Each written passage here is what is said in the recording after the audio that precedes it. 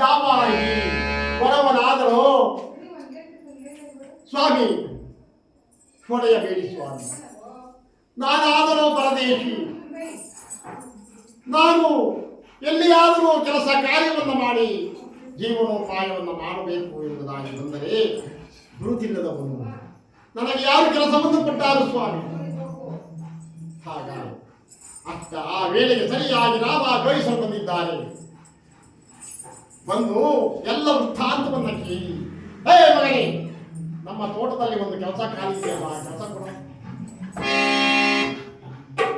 ಆಗ ಅಪ್ಪಾಜಿ ನಮ್ಮ ತೋಟದಲ್ಲಿ ಕೆಲಸ ಕೊಡ್ಬೇಕು, ತೋಟದಲ್ಲಿ ಏನಾದರೂ ಕಳತನ ಆಗೋದ್ರೆ. ಆಗ ಯಾವ ಈ ವರವ ಸತ್ಯವ್ರತ ಮಹಾರಾಜ ವರವ ಯಾವ ರೀತಿಯಾಗಿ ಚಾಪ ಕಾಗದದಲ್ಲಿ ಬರೀತಾ ಇದ್ದಾನೆ. ಆ ಹಳೆಗನ್ನಡ ಆ ಅಕ್ಷರಗಳು ಅವರಿಗೆ ಯಾರಿಗೂ ಗೊತ್ತಾಗಲಿಲ್ಲ. ಎಲ್ಲವನ್ನ ಬರೆದು ಏನಾದರೂ ನಿಮ್ಮ ತೋಟದಲ್ಲಿ ಕಳ್ಳತನವು ಆಗಿದೆ, ಆದರೆ ನನ್ನ 2 ಕೈಗಳನ್ನು ಕತ್ತರಿಸುವುದು ಎಂಬುದಾಗಿ ಬರೆದು ಕೆಳಗೆ ಸಾಮ್ರಾಟ ಚಕ್ರವರ್ತಿ ರಾಜ ಸತ್ಯವ್ರತ ಎಂಬುದಾಗಿ ಸಹಿಯನ್ನು ಮಾಡಿ ಆ ಚಾಪ ಕಾಗದವನ್ನು ಬ್ರಾಹ್ಮಣೋತ್ತಮರಿಗೆ ಕೊಟ್ಟಿದ್ದಾರೆ. ಅದರಂತೆ ಯಾವಾಗಿ ವರವನಾದರೂ ಆ ತೋಟದಲ್ಲಿ ಕೆಲಸ ಕಾರ್ಯಗಳನ್ನು ಮಾಡುವುದಕ್ಕೋಸ್ಕರವಾಗಿ ದಂಡಪಾಲನಾದರೂ ತೋಟದೊಳಗೆ ಕರೆದುಕೊಂಡು ಹೋಗಿ ಆ ತೋಟದಲ್ಲಿ ಕೆಲಸ ಕಾರ್ಯಗಳನ್ನು ನೇಮಿಸ್ತಾ ಇದ್ದಾನೆ. ಯಾವ ರೀತಿಯಾಗಿ ಹೇಳ್ತಾ ಇದ್ದಾನೆ ಮಾಮೂಲಿ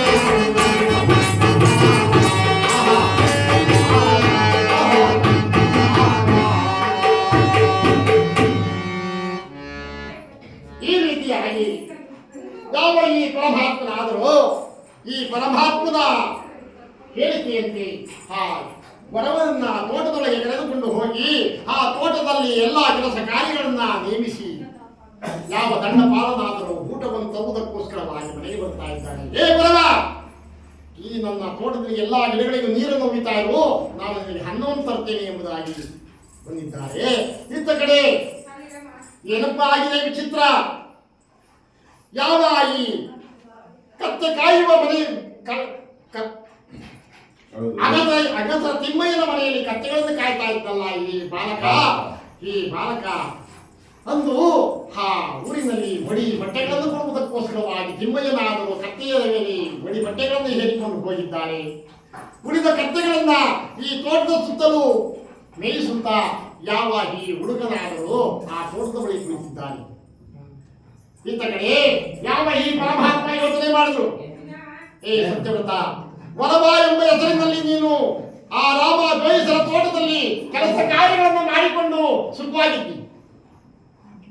ಈತ ಕಡೆ ಚಂದ್ರಹಾಸಿಯಾದರೂ ರಾಮ ದ್ವೈಸರ ಮನೆಯಲ್ಲಿ ಗೀತದಾಳಾಗಿ ದಾಸಿಯಾಗಿ ಕೆಲಸ ಕಾರ್ಯಗಳನ್ನು ಮಾಡುತ್ತಾ ಸುಖವಾಗಿದ್ದಾಳೆ. ನೋಡಿ, 22 ಗಂಟೆ ಕೆಲಸ ಮಾಡಿ ಏಸೇನಪ್ಪ ಸುಖ ಪಡ್ತಾಳೆ ಅಲ್ವಾ?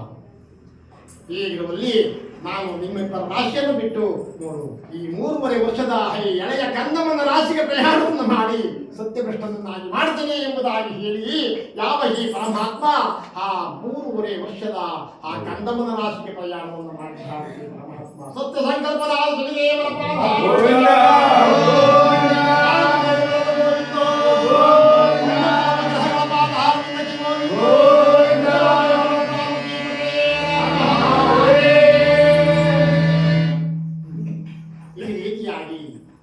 ಯಾವ ಈ ಪರಮಾತ್ಮ ಯೋಚನೆಯನ್ನು ಮಾಡಿ ಒಬ್ಬ ಬ್ರಾಹ್ಮಣ ವೇಷವನ್ನು ತಾಳಿ ಆ ತೋಟದ ಮಾರ್ಗವಾಗಿ ಬರ್ತಾ ಇದ್ದಾನೆ. ಹಿತಕಡೆ ಪರಮಾತ್ಮನ ಪ್ರೇರಣೆಯಿಂದ ತನ್ನ ಪಾದ ಹಂತವನ್ನು ತೊಳೆದು ಹೋಗಿದ್ದಾನೆ. ಯಾವ ಈ ತೋಟದಲ್ಲಿ ತೋಟ ಕಾಯತಕ್ಕಂತ ಪರಮಾತ್ಮನ ಪ್ರೇರಣೆಯಿಂದ ಮಾಯಾನಿದ್ರೆ ಈತ ಕಡೆ ಯಾವ ಈ ಪರಮಾತ್ಮನಾದರೂ ಬ್ರಾಹ್ಮಣ ವೇಷವನ್ನು ಧರಿಸಿ ಆ ತೋಟದ ಮಾರ್ಗವಾಗಿ ಬರ್ತಾ ಇದ್ದಾನೆ. ಹುಡುಗ ಕತ್ತೆ ಕಾಯ್ತಾ ಇತ್ತಲ್ಲ ನೋಡ, ಏ ಕಂದ, ಏ ಮಗು, ಏ ಯಾರಪ್ಪ ಅಲ್ಲಿ ಬಾರೋ ಇಲ್ಲಿ, ಏನು ತಾತಯ್ಯ ಅಪ್ಪ, ನನಗೆ ಕಣ್ಣು ಕಾಣಿಸಲ್ಲಪ್ಪ, ಕಿವಿಯ ಕೇಳಿಸಲ್ಲಪ್ಪ ಅಪ್ಪ, ಬಹಳ ಯಾಕೆ ಆಗ್ತಾ ಇದೆ ಮಗನೇ, ಎಲ್ಲಿಯಾದರೂ ಕುಡಿಯಲಿಕ್ಕೆ ನೀರನ್ನು ತೋರಿಸ್ತೀಯ ತಾತಯ್ಯ? ನೋಡಿ ಅದು ಅಲ್ಲಿ ಕಾಣ್ತಾ ಇದೆಯಲ್ಲ ಬ್ರಾಹ್ಮಣರ ತೋಟ, ಆ ತೋಟದಲ್ಲಿ ಒಂದು ಬಾವಿ ಇದೆ. ಆ ಬಾವಿಯಲ್ಲಿ ನೀರು ನೀರಿನ ರೀತಿಯಾಗಿದೆ. ತಾತಯ್ಯ ಹೋಗಿ, ನಾನು ದಾರಿ ಕಾಣಿಸೋದಿಲ್ಲ ಕಣೋ, ನನ್ನ ಕೈ ಇಟ್ಕೊಂಡವ್ರಿಗೆ ಆ ಬಾವಿ ತೋರಿಸ್ಬಾರ, ಕಣ್ಣು ಕಾಣಿಸಲ್ಲ. ಹಾಗಾಗಿ ಬಾಲಕನಾದರೂ ಆ ತಾತಯ್ಯನ ಬ್ರಾಹ್ಮಣರ ಕೈಯನ್ನು ಹಿಡಿದು ಆ ಬಾವಿಯ ಬುಡಕ್ಕೆ ಕರೆದುಕೊಂಡು ಹೋಗಿಬಿಟ್ಟಿದ್ದಾನೆ. ಪರಮಾತ್ಮನಾದರೂ ಬಾವಿಯಲ್ಲಿ ಹಿಡಿದು 3 ಬಗಸ ನೀರನ್ನು ಕುಡಿಯುವಂತೆ ನಟಿಸಿ ಬಾವಿಯಿಂದ ಮೇಲೆ ಬಂದು, ನೀನು ಯಾರ ಎತ್ತ ಮಗನೋ, ಬಹಳ ಸಂತೋಷವಾಯಿತಪ್ಪ, ನೀನು ಜೀವನದಲ್ಲಿ ಸುಖವಾಗಿರು ಎಂಬುದಾಗಿ ಆಶೀರ್ವಾದವನ್ನು ಮಾಡಿ, ಈ ಬಾಳೆಯ ತೋಟ ನೋಡಿದ್ರೆ ದೇವಲೋಕದಲ್ಲಿಯೂ ಈ ತರಹ ತೋಟ ಇದೆಯೋ ಇಲ್ಲವೋ ಏನೋ ಗೊತ್ತಿಲ್ಲ ಕಲ್ಪ, ಒಂದು ಯೋಚನೆ ಮಾಡೋ ಆಯ್ತು ತಾತಯ್ಯ ಎಂಬುದಾಗಿ ಯಾವ ಬ್ರಾಹ್ಮಣರ ಕೈಯನ್ನು ಹಿಡಿದು ತೋಟದ ಸುತ್ತಲೂ ಸಹ ತೋರ್ಕೊಂಡು ಬರ್ತಾ ಇದ್ದಾರೆ. ಆ ತೋಟದ ವರ್ಣನೆಯನ್ನು ಮಾಡ್ತಾ ಇದ್ದಾರೆ ಯಾವ ಈ ಪರಮಾತ್ಮ. ತೆಂಗೋ ಅಡಿಕೆಯ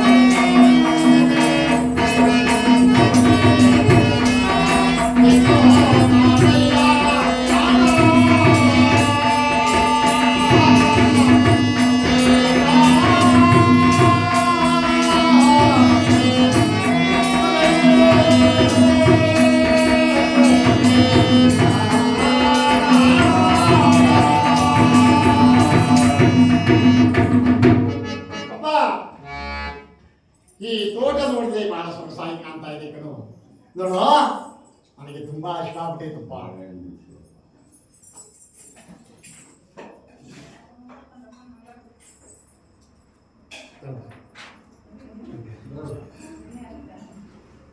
ಏನೋ ಜಂಕ್ಷನ್ ಬರ್ಸ್ಕೊಳ್ಬೇಕು.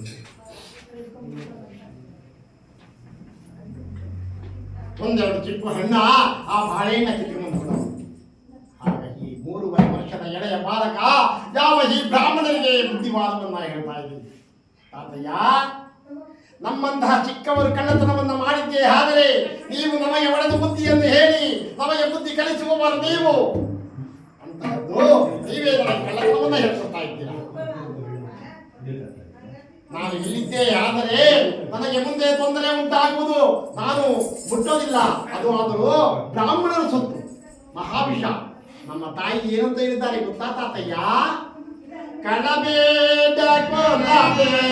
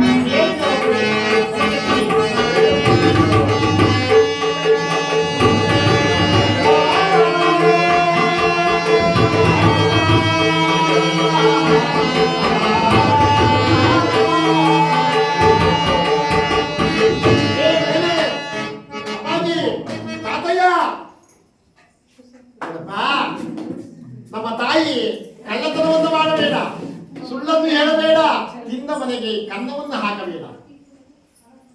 ಈ ರೀತಿಯಾಗಿ ನಮ್ಮ ತಾಯಿಯ ವಾಕ್ಯವಾಗಿದೆ ತಾತಯ್ಯ. ನಾನು ಮುಟ್ಟಲಾರೆ ಎಂಬುದಾಗಿ ಬಾಲಕನಾದನು ಓಡೋಡಿ ಬಂದು ಚಿಲ್ಲಾಪಿಲ್ಲಿಯಾಗಿರ್ತಕ್ಕಂಥ ಕತ್ತೆಗಳೆಲ್ಲವನ್ನು ಸಹ ಒಂದುಗೂಡಿಸಿ ತಿಮ್ಮಯ್ಯ ಕೊಟ್ಟಂತಹ ಕಂಬಳಿಯನ್ನು ಮರದ ಹೆಡಗೆ ಕರೆದುಕೊಂಡು ಹೋಗಿ ಯಾವ ಆ ಕಂಬಳಿಯ ಮೇಲೆ ಕುಳಿತುಕೊಂಡಿದ್ದಾನೆ. ಆ ವೇಳೆಗೆ ಈ ಪರಮಾತ್ಮ ಸತ್ಯದ ಬೀಜದಿಂದ ಹುಟ್ಟಿದ ಹೇ ಸತ್ಯದ ಬೀಜವೇ, ನೀನು ಸಹ ಸತ್ಯವನ್ನೇ ಮಾತಾಡ್ತಾ ಇದೀಯಾ, ನೋಡು ನಾನು ಏನು ಮಾಡ್ತೇನೆ ಎಂಬುದಾಗಿ ಹೇಳಿ ಯಾವ ತಾನೇ ಮರವನ್ನು ಹತ್ತಿ 3 ಚಿಕ್ಕ ಬಾಳೆ ಹಣ್ಣುಗಳನ್ನ ಕಿತ್ತು ಕಂದಮ್ಮನಿಗೆ ಕಾಣದ ಕಡದಲ್ಲಿ ಕಂಬಳಿಯಲ್ಲಿ ಬಚ್ಚಿಟ್ಟು ತಟ್ಟನೆ ಮಾಯ ಮಾಡುವುದು. ಯಾವ ಈ ಕಾವಲುಗಾರ ಬರವ ಆತನಿಗೆ ಎಚ್ಚರಿಕೆ ಆಯ್ತು. ಇದೇನು ನಾನು ಎಷ್ಟೊತ್ತಾಯ್ತು ಮನೆಗೆ, ಇಷ್ಟು ಬೇಗ ಯಾರಾದರೂ ಬಂದು ನಮ್ಮ ತೋಟದಲ್ಲಿ ಕಳ್ತನ ಮಾಡಿದ್ದೇ ಆಗಿದ್ರೆ ನನ್ನ 2 ಕೈ ಹೊರಟೋಗುತ್ತಲ್ಲ ಎಂಬುದಾಗಿ ತಿಳಿದಂತವರಾಗಿ ತೋಟದ ಸುತ್ತಲೂ ಸಹ ಪರೀಕ್ಷೆಯನ್ನು ಮಾಡಿಕೊಂಡು ಬರ್ತಾ ಇದ್ದಾರೆ. ಬಾಲ್ಯದಲ್ಲಿರ್ತಕ್ಕಂಥ ರಸಬಾಳೆ ಹಣ್ಣಿನ ಮರದಲ್ಲಿ 3 ಬಾಳೆ ಹಣ್ಣು ಆಗಿದೆ.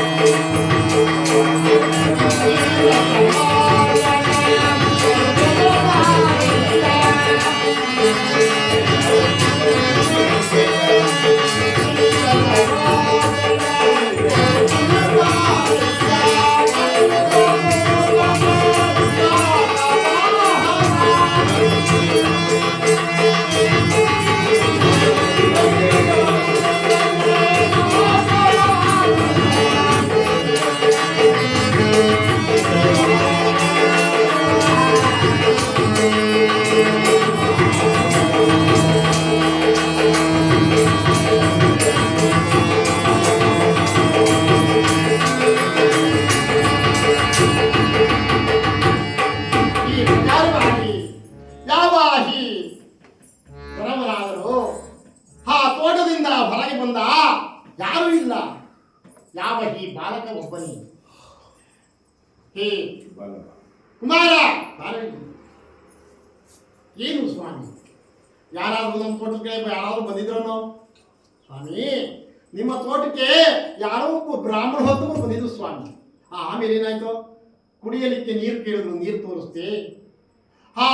ಬಾವಿಯ ದಡದಲ್ಲಿ ಒಂದು ಬಾಳೆ ಮರ ಆಯ್ತಲ್ಲ ಸ್ವಾಮಿ. ಹೇಳಪ್ಪ. ಆ ಬಾಳೆಯ ಮರದಲ್ಲಿ 3 ಚಿಪ್ಪು ಬಾಳೆಹಣ್ಣನ್ನಾಗಿತ್ತು, ಕಿತ್ಕೊಡು ಅಂತ ಕೇಳಿದ್ರು. ನಾನು ಮುಟ್ಟಲಾರೆ ಎಂಬುದಾಗಿ ಬಂದ್ಬಿಟ್ಟೆ. ಬ್ರಾಹ್ಮಣ ಹೊತ್ತು ಅಲ್ಲೇ ಸ್ವಾಮಿ. ನಾನು ಅಷ್ಟೇ ನನಗೆ ಗೊತ್ತಿರೋದು, ಬೇರೆ ಏನು ವಿಚಾರವೂ ನನಗೆ ತಿಳಿದಿಲ್ಲ ಎಂಬುದಾಗಿ ಯಾವಾಗ ಹೇಳಲಿ? ವಿಧವಾಗಿ ಆ ಬಾಲಕನನ್ನ ಯಾವಾಗ ಕೇಳೋಣ? ಕೇಳಿದಷ್ಟೇ ಆ ಬಾಲಕ ಅದೇ ಉತ್ತರವನ್ನು ಕೊಡ್ತಾ ಇದ್ದಾನೆ. ಯಾಕೋ ಬಹಳ ಕೋಪ ಬಂದ್ಬಿಡ್ತು. ದೊಡ್ಡಜ್ಜ ಚಿಕ್ಕಜ್ಜ ಅಲ್ಲಿ ಕಾಣ್ತದೆ ನೋಡಿ. ದೊಡ್ಡಜ್ಜ ದೊಡ್ಡವ್ರು ಬಂದಿರೋದು, ಚಿಕ್ಕವರು ಹುಡುಗ ಓಡಾಡಿರೋದು ಕಂಡುಬಿಡ್ತದೆ. ಮಗುನ ಹೋಗಿರ್ತದಲ್ಲ, ಆಗ ಯಾವ ಈ ಬರಬದಾದರೋ ಯಾವ ಈ ಬಾಲಕನ ಕೈಗಳನ್ನ ಹಿಡಿದು ಭಯ ಎಂಬುದಾಗಿ ಮುಂದಿಟ್ಟುಕೊಂಡ.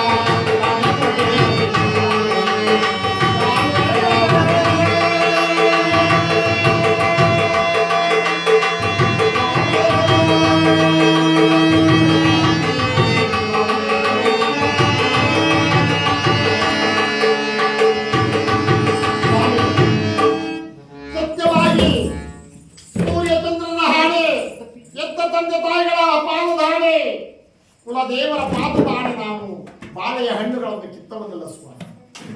ನೋಡಿ, 3.5 ವರ್ಷದ ಮಗು, ಆ ಎಳೆಯ ಕಣ್ಣಮ್ಮ ಯಾವ ತನ್ನ ತಂದೆಗೆ ಹೇಳ್ತಾ ಇದ್ದೀನಿ, ಸ್ವಾಮಿ, ನಮ್ಮ ತಾಯಿ ಯಾರು?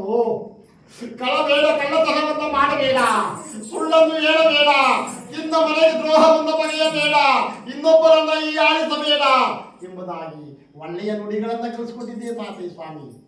ನಾನು ಕದ್ದವನಲ್ಲ ಎಂಬುದಾಗಿ ಯಾವಾಗ ಈ ಕುಮಾರ ಎಳೆಯ ಬಾಲಕ ತನ್ನ ತಂದೆ ಎಂಬ ವಿಚಾರವೇ ಗೊತ್ತಿಲ್ಲ ಯಾವಾಗ ಹೇಳಲಿ ಮತ್ತೊಂದು ಏಟನ್ನು ಹೊಡೆದಿದ್ದಾರೆ. ಆ ವದಿಯನ್ನು ತಾಳದಾರದೆ ಈ ಕಣ್ಣಮ್ಮನಾದರೂ ಯಾವ ಈ ಕಂಬಳಿಯನ್ನ ಹಿಡಿದು ದರ ದರ ದರ ದರ ಎಳೆದುಕೊಂಡು ಹೋಗಬೇಕಾದರೆ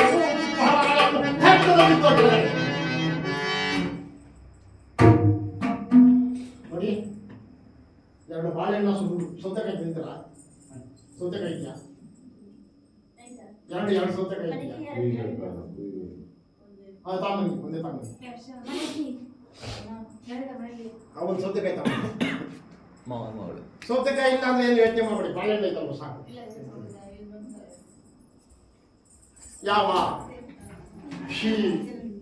ಬಾಳೆಹಣ್ಣು ಕಂಬಳಿಯಿಂದ ಯಾವಾಗ ಬೀಳಲಿ, ಯಾವ ಈ ಹುಡುಗನನ್ನ ಈ ಬಾಲಕನನ್ನ ಹಿಡಿದು ದರ ದರ ದರ ದರ ದರದೆ ತನ್ನ ತೋಟದಲ್ಲಿರತಕ್ಕಂತಹ ಗುಡಿಸಲು ಆ ಗುಡಿಸಲಿಗೆ ಎಳೆದುಕೊಂಡು ಹೋಗಿ ಯಾವ ಈ ಬಾಲಕನ 2 ಕೈಗಳನ್ನ ಕಟ್ಟಿ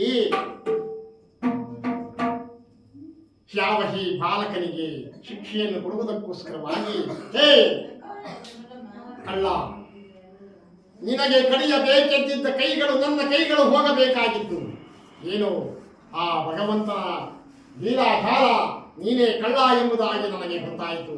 ಇದು ನಿನಗೆ ಯಾವ ರೀತಿಯಾಗಿ ಶಿಕ್ಷೆಯನ್ನು ಕೊಡ್ತೇನೆ ನೋಡು ಎಂಬುದಾಗಿ ಯಾವ ಈ ಪರಮಾತ್ಮ ಆದರೂ ಯಾವ ಭರಿತವಾದ ಖಡ್ಗವನ್ನು ಕೈಯಲ್ಲಿ ಹಿಡಿದು ಯಾವ ಈ ಬಾಲಕನ 2 ಕೈಗಳನ್ನು ಕತ್ತರಿಸಲು ನಿಂತಿದ್ದಾನೆ.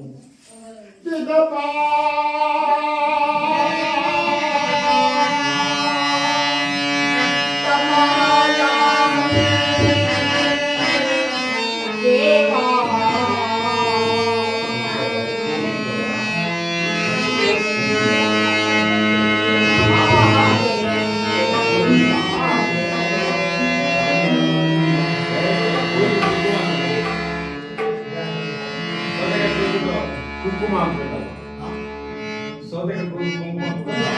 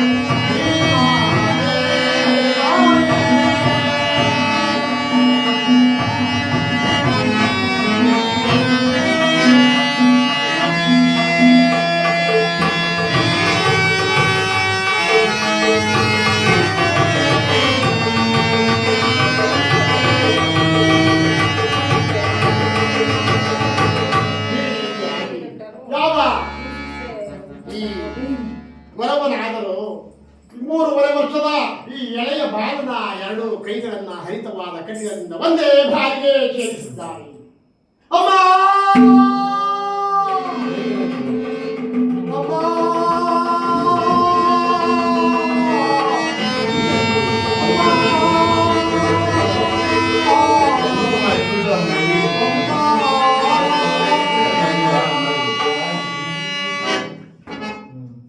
Baba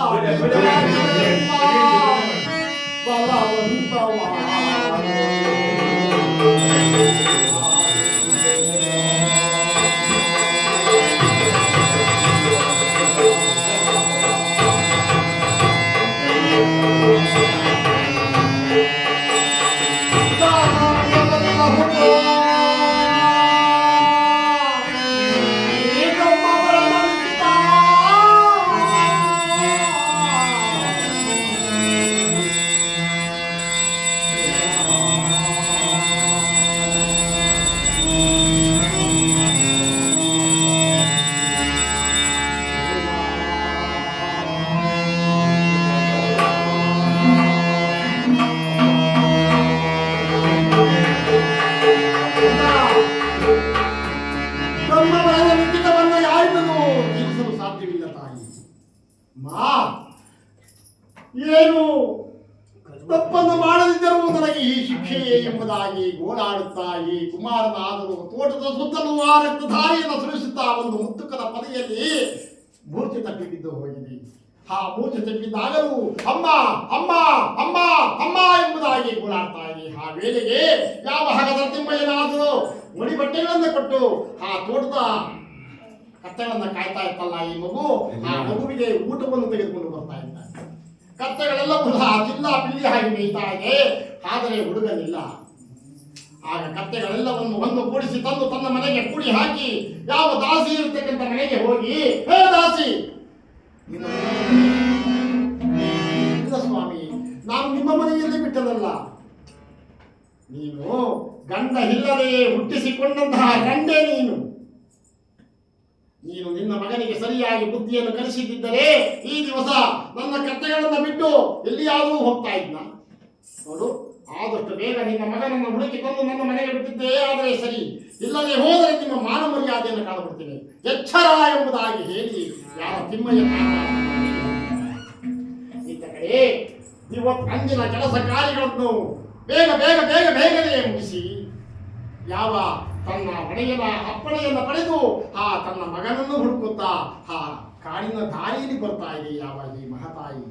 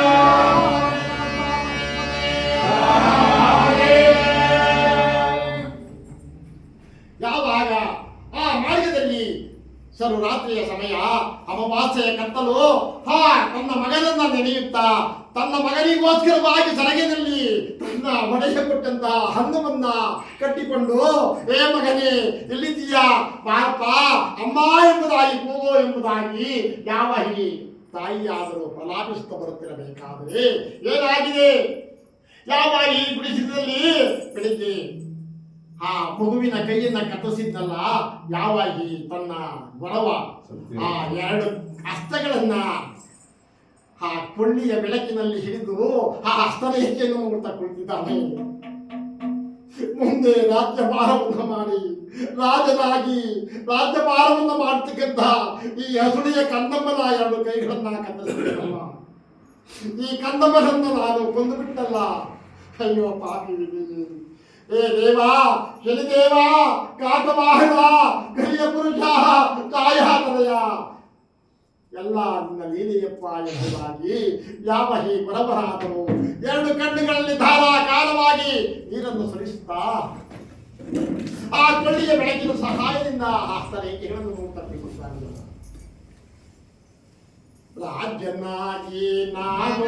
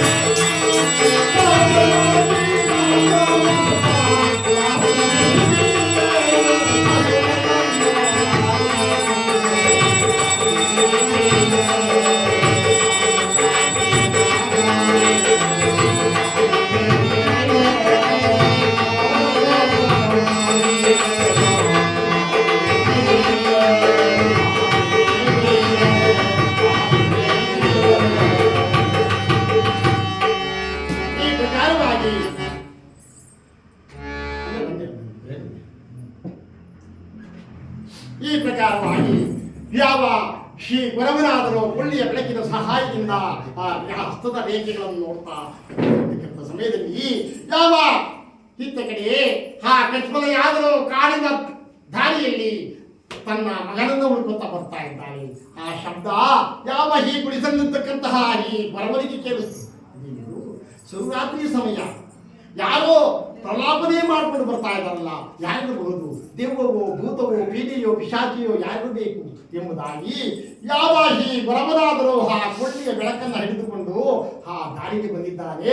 ಆ ವೇಳೆಗೆ ಸರಿಯಾಗಿ ಯಾವ ಈ ಮಗು ತನ್ನ ಮಗನನ್ನು ಹುಡುಕುತ್ತಾ ಯಾವ ಈ ಮಹತಾಯಿ ಬಂದಿದ್ದೀವಿ. ಅಮ್ಮ, ಇಷ್ಟು ಸಮಯದಲ್ಲಿ ನೀನು ಒಬ್ಬಳೇ ಬರ್ತಾ ಇದೆಯಲ್ಲ, ಯಾರಮ್ಮ ನೀನು? ಎಂದ ಕೂಡಲೇ ಯಾವ ಈ ಸ್ವಾಮಿ, ನನ್ನ ಮಗ ಈ ಅಗಸರ ತಿಮ್ಮಯ್ಯ ತಾತನ ಮನೆಯಲ್ಲಿ ಕತ್ತೆಗಳನ್ನ ಕಾಯುತ್ತಾ ಜೀವನವನ್ನು ಮಾಡ್ತಾ ಇದ್ದ. ಆದರೆ ಈ ದಿವಸ ನನ್ನ ಮಗ ಎಲ್ಲಿ ಹೋದನೋ ನಾನು ಕಾಣೆ ಸ್ವಾಮಿ, ನೀವೇನಾದ್ರೂ ಹೋದ್ರ ಸ್ವಾಮಿ. ಎಂದ ಕೂಡಲೇ ಯಾವ ಆ ಗಾಳಿಗೆ ಯಾವ ಅವಳ ಸೆರಗು ಹಾಯಿದೆ. ತಾನು ಕಟ್ಟಿದ ಮರದಲ್ಲಿ ಫಳ ಫಳ ಫಳ ಫಳ ಫಳತೆ ಹೊಳಿತಾ ಇದೆ. ಆಶ್ಚರ್ಯವಾಗುವುದು. ಯಾರು? ಲಕ್ಷ್ಮಿಯೋ, ಸರಸ್ವತಿಯೋ, ಯಾರು? ಅಮ್ಮ, ಯಾರು ತಾಯಿ? ಯಾರಮ್ಮ ನೀನು ಎಂಬುದಾಗಿ ಯಾವಾಗ ಕೇಳೋಣ? ನೀನು ನಿಜ ವೃತ್ತಾಂತವನ್ನು ಹೇಳಲೇಬೇಕೆಂಬುದಾಗಿ ಯಾವಾಗ ಕೇಳೋಣ? ಆಗ ಈ ಕೃಷ್ಣನೇ ಹೇಳ್ತಾರೆ, ಸ್ವಾಮಿ ತಮ್ಮ ನಿಜ ವೃತ್ತಾಂತವನ್ನು ಹೇಳಿ ಆಮೇಲೆ ನಾನು ಹೇಳ್ತೇನೆ ಎಂಬುದಾಗಿ ಯಾವಾಗ ಹೇಳಿ ಯಾವ ಮಹಾಪತುರತೆಯ ಕಠಿಣ ಭಾಷೆಯನ್ನು ಪಡೆದುಕೊಂಡಿದ್ದಾನೆ ಅಮ್ಮ. ನನ್ನ ನಿಜ ಪರಿಸ್ಥಿತಿಯನ್ನ ನನ್ನ ಕಷ್ಟ ಕಳೆಯುವ ತನಕ ಯಾರನ್ನು ಪತ್ತ ಬಿಟ್ಟು ಕೊಡಬೇಡ, ಆ ರೀತಿ ಇದ್ದರೆ ಮಾತ್ರ ನಾನು ಹೇಳ್ತೇನೆ ಎಂಬುದಾಗಿ ಬಲಗೈ ಭಾಷೆಯನ್ನ ಪಡೆದವನಾಗಿ ಯಾವ ಈ ಸತ್ಯವ್ರತ ಮಹಾರಾಜ ಯಾವ ಚಂದ್ರಹಾಸೆ ಕೃಷ್ಣನಿಗೆ ಎಲ್ಲ ತನ್ನ ಕಳಿಂಗ ರಾಜದ ಅರಸು ಗೋವಿಂದ ಶರ್ಮ ಮಹಾರಾಜನ ಏಕೈಕ ಪುತ್ರನಾದಂತಹ ಸತ್ಯವ್ರತ ಮಹಾರಾಜ ತಾಯಿ ಆದರೂ ಸಹ ಹೇಳಿದನು. ಸತ್ಯವ್ರತ ಮಹಾರಾಜ ಏನು ಆ ಪರಮಾತ್ಮನನ್ನ ಕ್ಷಣಕಾಲ ನಿಂದಿಸಿ ಅಪನಂದನೆಯಿಂದ ಮಾಡಿದೆ ಎಂಬುದಾಗಿ ಶಾಪಕ್ಕೆ ಒಳಗಾಗಿ ನಾನು ನನ್ನ ಹೆಂಡತಿ ಕಾಡಿನಲ್ಲಿ ಬರುತ್ತಿರಬೇಕಾದರೆ ನನ್ನ ಹೆಂಡತಿಯನ್ನ ಘೋರ ಮೃಗವು ಒಂದು ತಿಂದಾಗಿಬಿಟ್ಟು ತಾಯಿ ಅಲ್ಲಿ ಈಚೆಗೆ ಭಿಕ್ಷಾಟನೆಯನ್ನು ಮಾಡುತ್ತಾ ಯಾವ ಈ ರಾಮ ಜೋಯಿಸರ ತೋಟದಲ್ಲಿ ನಾನು ಕೆಲಸ ಕಾರ್ಯಗಳನ್ನು ಮಾಡಿಕೊಂಡಿದ್ದೇನೆ ಎಂಬುದಾಗಿ ಯಾವಾಗ ಹೇಳೋಣ. ಆಗ ಸ್ವಾಮಿ ನಾನು ಯಾವುದೋ ಬಗೆಯಲ್ಲಿ ನನ್ನ ಪತಿವ್ರತಾ ಸ್ಥಾನವನ್ನು ಕಳೆದುಕೊಂಡೆ ಎಂಬುದಾಗಿ ತಿಳ್ಕೊಂಡಿದ್ದೀನಿ. ಹೇ ಪ್ರಾಣೇಶ್ವರ ಪ್ರಾಣಕಾಂತ ಏಳುವೆನು ಕೇಳಿ ಎಂಬುದಾಗಿ ಯಾವ ಈ ಕಶ್ಮಲೆ ಯಾವ ಈ ಹೊರವನ ಮುಂದೆ ಯಾವ ರೀತಿಯಾಗಿ ಹೇಳ್ತಾ ಇದ್ದಾರಪ್ಪ ಅಂದ್ರೆ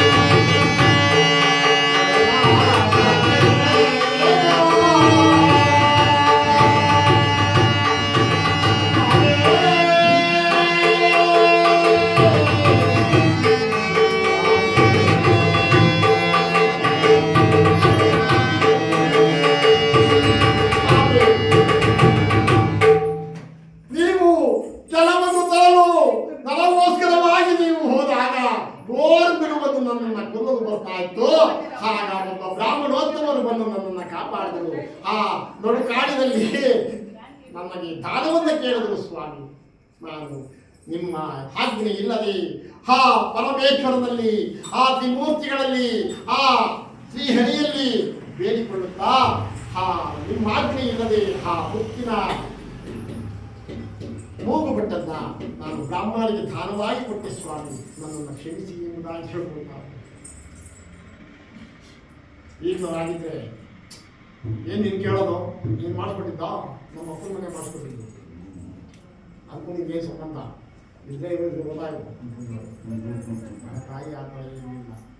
ತವರು ಮನೆಯಲ್ಲಿ ಕೊಟ್ಟಂತಹ ಆ ಮೂರ್ತಿಯನ್ನ ಕೊಟ್ಟಾಗ ತನ್ನ ಗಂಡನಿಂದ ಕ್ಷಮಾಪಣೆಯನ್ನ ಬೇಡ್ತಾ ಇದ್ದೀನಿ. ಆಗ ಯಾವಾಗ ಸತಿಪತಿಯ ಇರುವರು ಒಳ್ಳೆಯ ಬೆಳಕಿನ ಸಹಾಯದಿಂದ ರಕ್ತಧಾರೆಯನ್ನೇ ನೋಡ್ತಾ ಹೋಗಿ ಆ ಮುತ್ತುಕದ ಪದಿಯಲ್ಲಿ ಬಿದ್ದಂತ ಮಗುವನ್ನ ಬಾಚಿ ತಪ್ಪಿ ಮಾಡ ಮಗನೇ ಕಂದ ನಿನಗೂ ಬಂತೆ ಇಂತ ಕಾಟ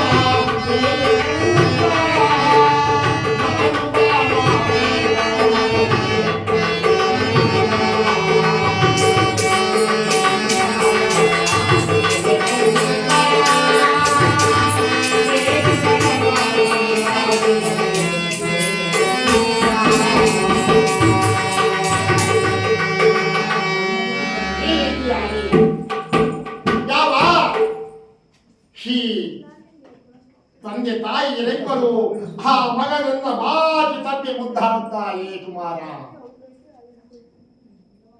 ನಿನಗೂ ಸಹ ಈ ರೀತಿಯ ಕಷ್ಟ ಬಂದುವುದಕ್ಕಿದೆ. ಹೇಗೆ ನಾವು ಬಾಳುವುದು ಈ ಜಗದೊಳಗೆ ಎಂಬುದಾಗಿ ಓಡಾಡುತ್ತಾ ಯಾವ ಮೂರೂ ಜನರು ಸಹ ಆ ತೋಟದ ಬುಡದಲ್ಲಿ ಇರತಕ್ಕಂತ ಸಮಯದಲ್ಲಿ ಯಾವ ಈ ಶಾರದಾ ದೇವಿಯಾದರೂ ರಾಮ ಜೋಯಿಸರ ಕನಸಿನಲ್ಲಿ ಹೋಗಿ ಈ ಇವರ ವೃತ್ತಾಂತವೆಲ್ಲವನ್ನೂ ಸಹ ತಿಳಿಸುತ್ತಿದ್ದಾರೆ. ಇತ್ತ ಕಡೆ ಸೂರ್ಯ ಉದಯವಾಗುವ ಸಮಯ ಯಾವ ಈ ಬಾಲಕನನ್ನ ಕಳೆದುಕೊಂಡು ಯಾವ ಈ ಕಶ್ಮಲೆ ತನ್ನ ಒಡೆಯನ ಮನೆಗೆ ಹೋಗಿದೆ. ಇತ್ತ ಕಡೆ ಯಾವ ಈ ಬಡವರಾದರೂ ತೋಟದಲ್ಲಿ ಕೆಲಸ ಕಾರ್ಯವನ್ನು ಮಾಡ್ತಾ ಇದ್ದಾರೆ. ಪ್ರತಿನಿತ್ಯವೂ ಏಕವಚನದಲ್ಲಿ ಮಾತನಾಡತಕ್ಕಂತ ರಾಮ ದ್ವೇಷ ಆ ದಿವಸ ಅಮ್ಮ ತಾಯಿ ಬಾಯಿ ಯಾರಮ್ಮ ನೀನು, ಸುಳ್ಳನ್ನು ಹೇಳಬೇಡ, ಸತ್ಯವನ್ನೇ ಹೇಳಬೇಕು ಎಂಬುದಾಗಿ ಯಾವಾಗ ಕೇಳೋಣ.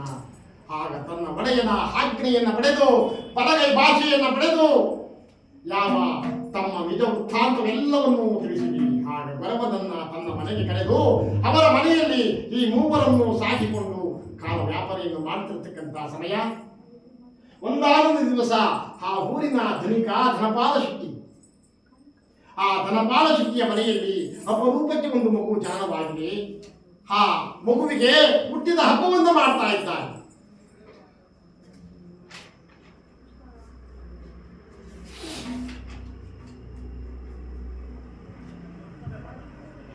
ಆ ಹುಟ್ಟಿದ ಹಬ್ಬಕ್ಕೋಸ್ಕರವಾಗಿ ಯಾವ ತನ್ನ ನೆಂಟರಿಷ್ಟರು ಒಂದು ಬಳಗಕ್ಕೆಲ್ಲವನ್ನೂ ಸಹ ತನ್ನ ಸ್ನೇಹಿತರಿಗೆಲ್ಲರೂ ಸಹ ಆಮಂತ್ರಣವನ್ನು ಕಳಿಸಿದ್ದಾರೆ. ಇತ್ತ ಕಡೆ ಯಾವ ಈ ರಾಮ ಜೋಯಿಸರ ಮನೆಯಲ್ಲಿ ಈ ಮೂರು ಜನ ಕೆಲಸ ಕಾರ್ಯಗಳನ್ನು ಮಾಡುತ್ತಾ ಅವರ ಮನೆಯಲ್ಲಿದ್ದಾರೆ.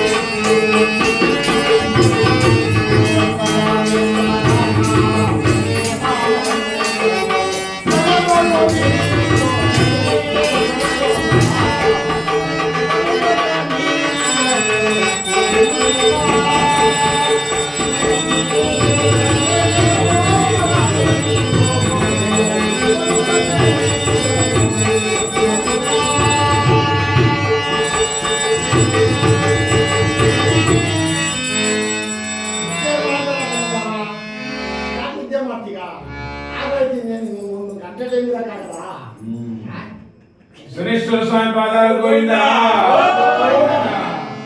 ಈ ರೀತಿಯಾಗಿ ಯಾವ ಮಹತಾಯಿ ಆದ ನೋಡೋಣ ಈ ಕೊಡಿ ಇವ ಪ್ರಸಾದ ಎಲ್ಲರೂ ಕೊಡಿ. ಈ ಪ್ರಕಾರವಾಗಿ ಯಾವ ತನ್ನ ಸಲಹೆಯಲ್ಲಿ ಕಟ್ಟಿಕೊಂಡು ಬಂದಂತಹ ಅನ್ನವನ್ನ ಆ ಮಗುವಿಗೆ ತಿಳಿಸ್ತಾ ಇದೆ. ಎಲ್ಲರೂ ಸಹ ಆ ಮನೆಯಲ್ಲಿ ಆಗಿದ್ದಾರೆ. ಇತ್ತ ಕಡೆ ಯಾವ ಧನಪಾಲ ಶೆಟ್ಟಿಯ ಮನೆಯಲ್ಲಿ ವರ್ಧಂತಿಯನ್ನು ಮಾಡ್ತಾ ಇದ್ದಾರೆ. ಆದರೆ ಏನಾಗಿದೆ ಒಂದು ವಿಚಾರ, ಆ ಹೂವ ನಗರವೆಲ್ಲ ಮುಗಿದರೂ ಸಹ ಒಂದು ಹಾಳು ಸಿಗ್ತಾ ಇಲ್ಲ. ಆಗ ಯೋಚನೆ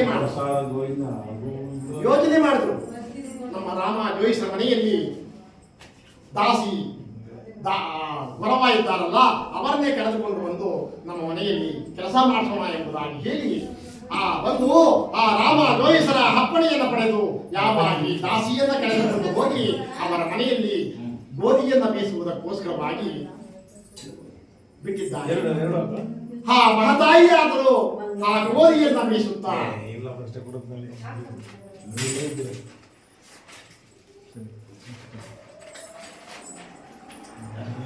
ಆ ಗೋಧಿಯನ್ನ ಬೇಯಿಸುತ್ತಾ ಯಾವ ಈ ಮಹತಾಯಿ ತಾವು ಪಟ್ಟಂತಹ ಎಲ್ಲಾ ಕಥೆಗಳನ್ನ ಒಂದು ರಾಗವನ್ನಾಗಿ ಮಾಡಿಕೊಂಡು ಯಾವ ಆ ಗೋಧಿಯನ್ನ ಬೀಸ್ತಾ ಇದೆ.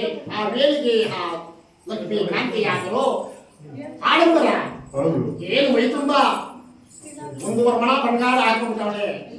ಆಯ್ತಾ ಇಲ್ಲ ಎಲ್ಲಾರ್ಗೂ ತೋರಿಸ್ಬೇಕು ನಾನಿಷ್ಟು ಸಾವುಕಾರರು ನನ್ನ ಯಜಮಾನ್ ಹೆಂಗ್ ಮಾಡಿ ಸಾಕ್ಯವ್ರೆ ಎಂಬುದಾಗಿ ಏನು ಎಲ್ಲಾರ್ಗೂ ತೋರಿಸ್ಬೇಡ. ಆ ಮಗುವನ್ನ ತಂದು ಆ ಮಗುವಿಗೆ 1 ಲಕ್ಷ ಬೆಲೆ ಬಾಳತಕ್ಕಂತಹ ಬಂಗಾರದ ಗಿಲಕಿಯನ್ನ ಕೈಯಲ್ಲಿತ್ತು. ಏ ದಾಸಿ ಈ ಗಿಲಕಿ ಎಷ್ಟು ಗೊತ್ತಾ? 1.5 ಲಕ್ಷ. ನೋಡು ಮಗುವನ್ನು ಆಟ ಆಡಿಸ್ಕೊಂಡು ಈ ಗಿಲಕಿ ಹುಷಾರು ನೀನು ರಾಗಿ ಬೀಸು ಎಂಬುದಾಗಿ ಹೇಳಿ ಯಾವ ಈ ಲಕ್ಷ್ಮೀಕಾಂತಿ ಆದರೂ ಒಳಗೆ ಬಂದಿದೆ. ಇತ್ತ ಕಡೆ ಯಾವ ಈ ದಾಸಿ ಆದರೂ ರಾಗಿಯನ್ನು ಬೀಸ್ತಾ ಇದೆ. ಇಸ್ಕೊಳ್ಳಿ ರಾಗಿ ಆಮೇಲೆ ತಿಂದ್ರೆ ಆಗಿತ್ತು. ಇದೊಂದು ಹಾಡು ಆಡ್ತೀನಿ. ತಿನ್ಬಿಟ್ಲಿ ಬಿಡಿ ಹೋಗಿ. ರಾಗಿ ಬೀಸು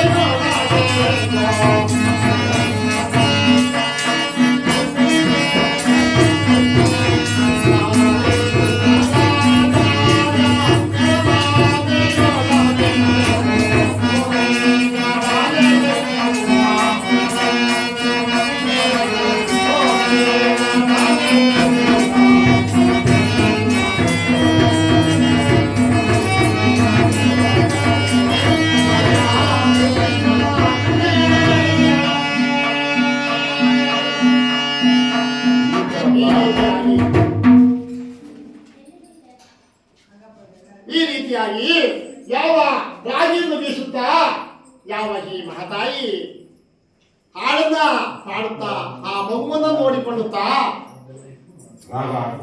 ಇರುತ್ತಿರಬೇಕಾದ್ರೆ ಪರಮಾತ್ಮನ ಪ್ರೇರಣೆಯಿಂದ ಆ ಗೋಡೆಯಲ್ಲಿ ಬರೆದಿರತಕ್ಕಂತಹ ಮುತ್ತಿನ ಗಿಲಕಿಯನ್ನ ಚಿತ್ರದಲ್ಲಿ ಬರೆದಿರತಕ್ಕಂತಹ ಹಂಸ ಪಕ್ಷಿ ಜೀವಂತವಾಗಿ ಬಂದು ಆ ಮುತ್ತಿನ ಗಿಲಕಿಯನ್ನ ನುಂಗಿ ತಟ್ಟರೆ ಮಾಯವಾಗುವುದು. ಅಮ್ಮ ಅಮ್ಮವರೇ ಲಕ್ಷ್ಮೀಕಾಂತಿ ಲಕ್ಷ್ಮೀಕಾಂತ್ ಅಮ್ಮವರೇ ಅಮ್ಮವರೇ ಅಮ್ಮವರೇ ಅಮ್ಮವರೇ ಅಮ್ಮವರೇ ಅಮ್ಮವರೇ ಅಮ್ಮವರೇ ಅಂತ ಮಾಡ್ತಿದ್ದೆ ಮಾಯ ಎಲ್ಲರೂ ಬಂದು ಏನು ಆ ಚಿತ್ರಪಟದಲ್ಲಿ ಬರೆದಿರತಕ್ಕಂತ ನೋಡಿ ಆ ಪಕ್ಷಿ ಆ ಮುತ್ತಿನ ಗಿಲಕಿಯನ್ನ ನುಂಗ್ಬಿಡ್ತು. ಸುಳ್ಳು ಹೇಳ್ತಾ ಇದೀಯಾ? ಯಾರಿಗಾದ್ರೂ ಕುಣುಕಿಂದ ಬಂದವ್ರಿಗೆ ಕಿವಿಗೆ ಹೂವು ಇಡ್ತಾ ಇದ್ದೀಯಾ ನೀನು? ರೇ ನನಗೆ ಕುಣುಕಿಂದ ಬಂದಿದ್ದೆ ನಾನು ನನ್ನ ಕಿವಿಗೆ ಹೂವು ಇಡ್ತೀಗ ನೀನು? ಸುಳ್ಳು ಹೇಳ್ತೀಗ ಎಂಬುದಾಗಿ ಯಾವಾಗ ಆ ದಾಸಿಯನ್ನ ಈ ಹಿಂಸೆಯನ್ನ ಕೊಟ್ಟು ಕೇಳಿ ಆ ವೇಳೆಗೆ ಗಂಡನೂ ಸಹ ಬಂದಿದ್ದಾನೆ. ಆ ಗಂಡನಿಗೆ ಕೇಳಲು ಆ ಗಂಡ ಯಾವ ತನ್ನ ಹೆಂಡತಿಗೆ ಯಾವಾಗ ಕೇಳಲಿ ಕಶ್ಮತಿ ಹೇಳ್ತಾ ಇದ್ದಾಳೆ, ಸ್ವಾಮಿ ಎಂದಾದರೂ ನನ್ನನ್ನ ಈ ರೀತಿಯಾಗಿ ಅನುಮಾನಿಸಿದ್ದೀರಾ ಸ್ವಾಮಿ? ನಾನು ಕಲಿಯಲಿಲ್ಲ. ಅಪರಾಧಿ ನಾನಲ್ಲ ಸ್ವಾಮಿ ಕಳಿಯಲ್ಲ. ಎಂಬುದಾಗಿ ಯಾವಾಗ ಹೇಳಲಿ, ಆಗ ಎಲ್ಲರೂ ಸಹ ಆ ಗೊರವನಿಗೆ ಜೋರಾಗಿ ಒಂದು ಏಟನ್ನು ಹೊಡೆಯಲಿ ಆತನ ಕಂಬಳಿಯಿಂದ ಹಾಗೆ ಸತ್ತನೆ ಬಿದ್ದರು. ಸಾಮಾನ್ಯದ ಕಳ್ಳ ಬೊಂಬಾಯಿ ಕಳ್ಳ ಇವಳು ಕದ್ದು ಬಿಟ್ಟು ಅವನ ಕೈ ಕೊಟ್ಬಿಟ್ಟವಳೆ. ಅವನು ಕಂಬಳಿ ಗಿಚ್ಚಿದ್ರು ಒಣಲಿಕ್ಕೆ ಹಂಗಿದ್ದೋಯ್ತು ಕಿಟಕಿ ಮಗನ್ನ ಕಂಬಕ್ಕೆ ನಿಮ್ಮನ್ನೆಲ್ಲ ಸ್ವಾಮಿ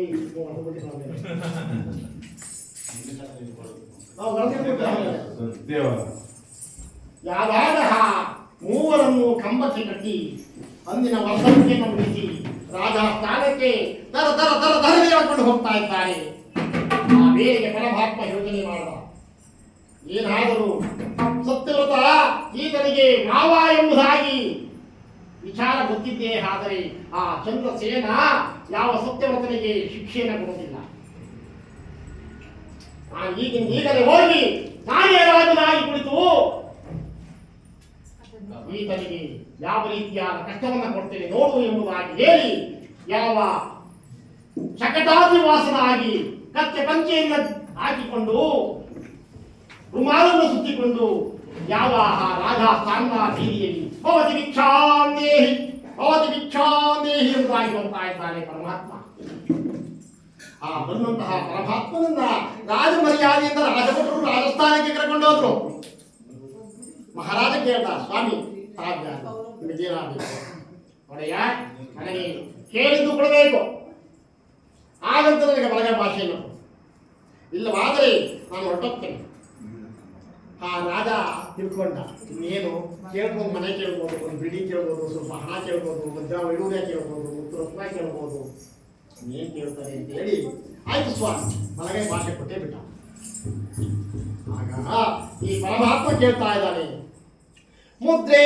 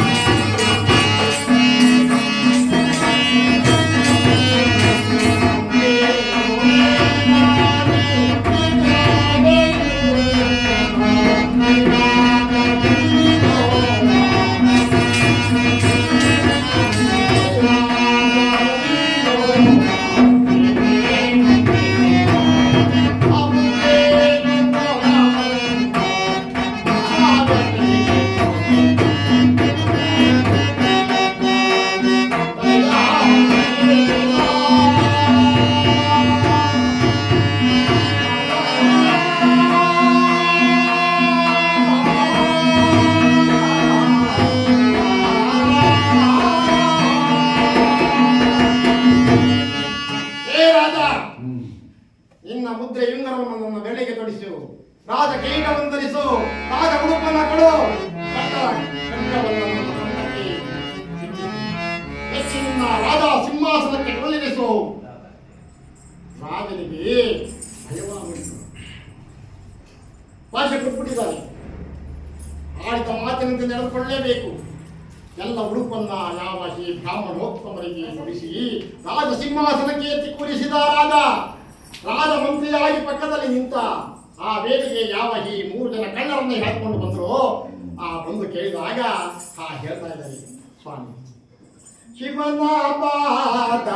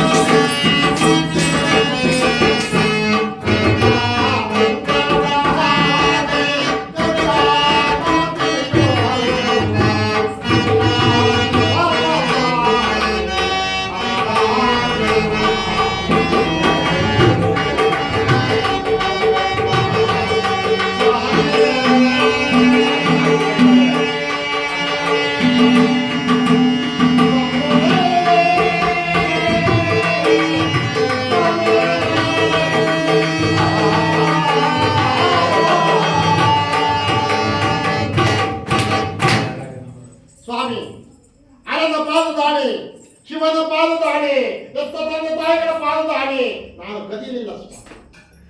ಸತ್ಯವಾಗಿ ಹೇಳುವ ಮಾತು ಕೇಳಿ ಆ ಗೋಡೆಯಲ್ಲಿ ಬರೆದಿರತಕ್ಕಂಥ ಹಂಸ ಪಕ್ಷಿ ಮುತ್ತಿನ ಗಿಲಕಿಯನ್ನು ನುಂಗಿ ಮತ್ತೆ ಚಿತ್ರಪಟ.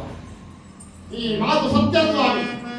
ಆದರೆ ನಿನ್ನ ಕಂಬಳಿಯಿಂದ ಬಿದ್ದ ಗಿಲಕಿ ನನಗೆ ಗೊತ್ತಿಲ್ಲ. ಈಗಲಾದರೂ ಕೂಡ ನೋಡು, ನಾನು ಕದ್ದೆ ಅಂತ ಒಂದು ಮಾತು ಹೇಳು, ಹೋಗಿರ್ತಕ್ಕಂಥ ರಾಜ್ಯ ಕೋಶ ಸಕಲ ಸಂಪತ್ತನ್ನೆಲ್ಲ ಕೊಡ್ತೀನಿ.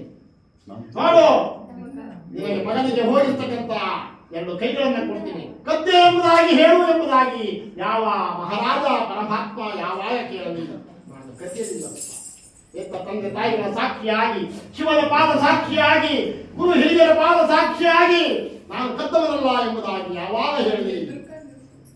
ಯಾವ ಮಹಾರಾಜ ಇಂದು ಮುಂದು ಯೋಜನೆಯನ್ನು ಮಾಡದೆ ಛಲವನ್ನು ಕಳಿಸಿ ಈ 3 ಜನರನ್ನ ನಮ್ಮ ರಾಜ್ಯದ ಎಲ್ಲೆಯನ್ನ ಬಿಟ್ಟು ಹಾಕಿ ಕಳೆದುಕೊಂಡು ಹೋಗಿ ನೋಡು, ಇವಳಿಗೆ ಮಾತನಾಡದಂತೆ ನಾಲಿಗೆಯನ್ನು ಕೊಯ್ದು ಹಾಕಿ ಈತನಿಗೆ ನೋಡಬಾರದಂತೆ ಹೇಳಿ ಕಣ್ಣುಗಳನ್ನು ಕಿತ್ತಾಕೊಡಿ ಎಂಬುದಾಗಿ ರಾಜಾಜ್ಞೆ ಆಗೋಯ್ತು.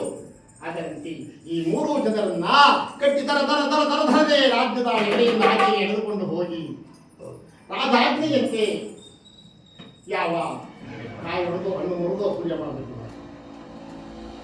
ಯಾವ ರಾಜಾಜ್ಞೆಯಂತೆ ಯಾವ ಈ ಕಟ್ಮಲೆಯ ನಾಲಿಗೆಯನ್ನ ಕೊಯ್ದಿದ್ದಾರೆ. ಇದರಂತೆ ಯಾವ ಈ ಕೊರವನ 2 ಎತ್ತುಗಳನ್ನು ಕಿತ್ತು ಹಾಕಿದ್ದಾರೆ. ನೋವು ಬಂಧಾನಗಳನ್ನು ಸಹಿಸಲಾರದೆ ಹೊರಗುತ್ತಾ ಚೀರಾಡುತ್ತಾ ಹಾದಿಯಲ್ಲಿ ಬಿದ್ದಿರತಕ್ಕಂಥ ಸಮಯ. ಆ ವೇಳೆಗೆ ಶಾರದಾ ದೇವಿ ಆದರು ಒಂದು ಹಜ್ಜಿಯ ಈ ರೀತಿ ಹಜ್ಜಿಯ ರೂಪವನ್ನು ತಾಳಿ ಬಂದು ಅಲ್ಲಿಯೇ ಇರತಕ್ಕಂಥ ಸೊಪ್ಪಿನ ರಸವನ್ನು ತಂದು ಅವರ ನೋವುಗಳು ಹೋಗುವಂತೆ ಸಂತೈಸಿ ತಟ್ಟನೆ ಮಾಯವಾಗಿದ್ದಾನೆ. ಯಾವ ಈ ಸತ್ಯವತನಾದರೂ ಯಾವ ಈ ಕ್ಷಣವನ್ನು ಕೇಳ್ತಾ ಇದ್ದಾರೆ.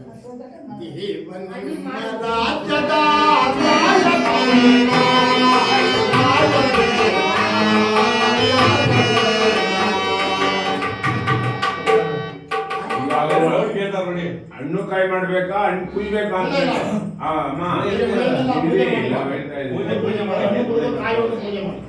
ಅದಾಯ್ತು ಬಿಡಿ.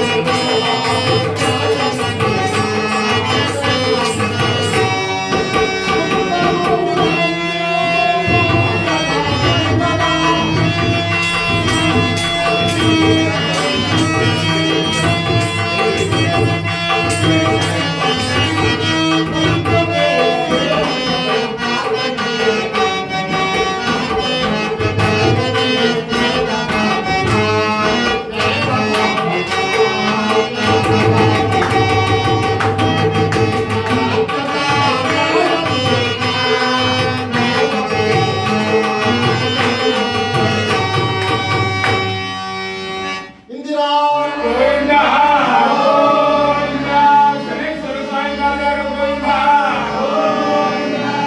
ಆಂಜನೇಯ ಗೋವಿಂದ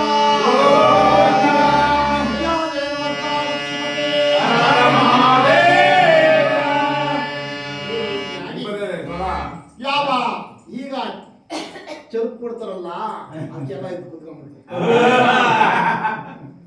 ಪಾಯಸಿ ಮಾಡ್ತಿರೋ ಸ್ವಾಮಿ ನೀವು ನೋಡಿ ಎಲ್ಲ ನಿದ್ದೆ ಹೊರಟೋಗ್ಬಿಡ್ತು ಎಲ್ಲ ಕ್ಲಿಯರ್ ಆಗಬೇಕು. ಹೆಂಗ್ ಕೂತವ್ರು ನೋಡ್ರಿ ಇವಾಗ ಅದೇ ರಾತ್ರಿ ಜಾತಿ ಕೂತ್ಕೊಂಡ್ಬಾರ್ದಾಯ್ತು ನೀವು ಹೋಗೋ ಟೈಮಲ್ಲಿ ಅದಕ್ಕೆಲ್ಲ ರೆಡಿ ಆಗ್ಬಿಡುತ್ತೆ ಇಲ್ಲ ಇವತ್ತು ದಾಸಿಗೆ ಐತೆ ಪಿಕ್ಚರ್ ಕೂಡ ಟೈಮ್ ಇವತ್ತು ದಾಸಿಗೆ ಊರಪ್ಪ ಆಯ್ತು ಇವತ್ತು ಅಷ್ಟೇ